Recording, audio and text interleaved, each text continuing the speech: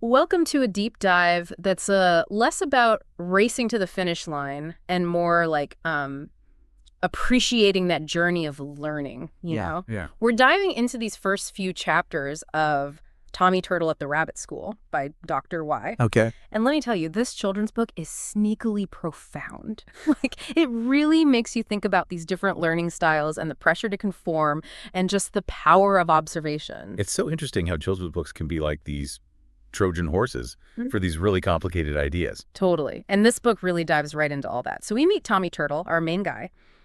He's about to start third grade at Green Forest Elementary. It's the school that everyone calls Rabbit School. Oh. Yeah. The name itself seems to say a lot about it. Like it's only for one type of student. Exactly. And that's where Tommy's story gets so interesting.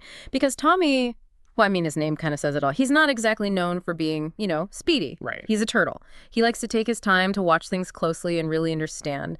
But before we throw him into this crazy rabbit school, let's take a minute and go back to his life in Turtle Village. I bet that's the complete opposite of that fast-paced school. Oh, yeah, total opposite. Like, picture Tommy just chilling by Blue Lake, chasing after minnows and just kind of soaking up nature, Yeah. at his own pace. The book mentions that his parents work for that National Forest Service, right? Like counting animals and keeping track of them all. Yeah. Sounds like they were already showing him all about patterns and making predictions when he was little. Yeah, that's right. They're showing him that even in nature, there are these rhythms, like patterns are everywhere. And it makes you think about those times when we're quick to judge right. Yeah. Like someone's really into something and we think, who cares? But then later you find out it connects to something way bigger. It really shows how important it is to be around different ways of thinking right from the start. Yeah. And how these simple things can make you love to learn. Okay, so picture this. It's like right before school starts and Tommy has this kind of scary encounter with Peter Opossum. He's new to the area. Okay. And at first, Tommy's like, whoa, what is this? Like, he's kind of scared. Yeah. But then he learns what Peter does, like controlling the tick population and cleaning up important stuff. Yeah. And he starts to see how valuable Peter is, even though he seems so out of place at first. Has that ever happened to you? Like you thought someone was so different and then they totally surprise you. It reminds me that you can't judge a book by its cover. Being different is often a really good thing. And Tommy's really going to need to remember that when he walks into Green Forest Elementary, which is basically Rabbit Central, things are about to get really interesting. So we were saying how Tommy is more of a take it slow kind of learner, Well, Green Forest Elementary, total opposite. Like it's all about speed, got to memorize everything fast. It's almost like they're giving out prizes for the fastest multiplication tables or something. Yeah, I can imagine that's pretty overwhelming for any 8-year-old. Totally. Huh. Especially someone like Tommy who's all about looking closely at things. Right. And you can really see these two styles clash during this one math lesson. So Miss Stellar, the teacher, she's explaining the number line, Straight line. Very rabbit. Yeah, it's a pretty structured way to look at numbers. Totally. But Tommy, being Tommy, what does he picture? A number circle.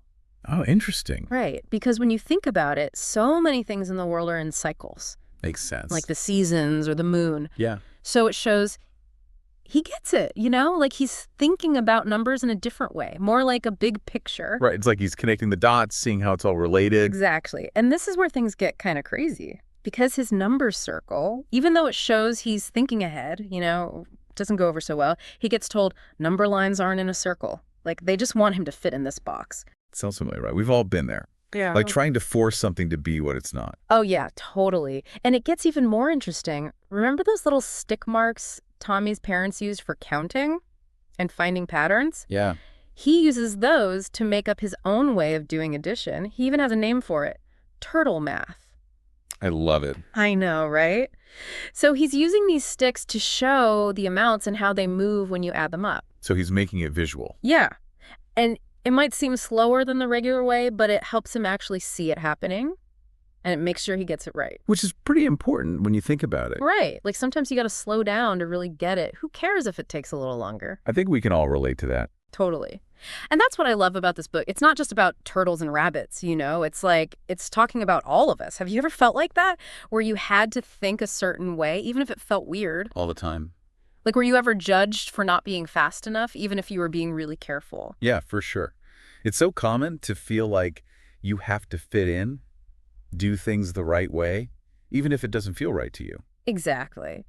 And it's easy to start doubting yourself then, like maybe I'm just not good enough. But what if those differences, how we each see things our own way, what if that's actually our strength? It makes you wonder what we're missing when we try to make everyone the same. Right. And what if Tommy being slow, what if that's actually his superpower? I like the way you think.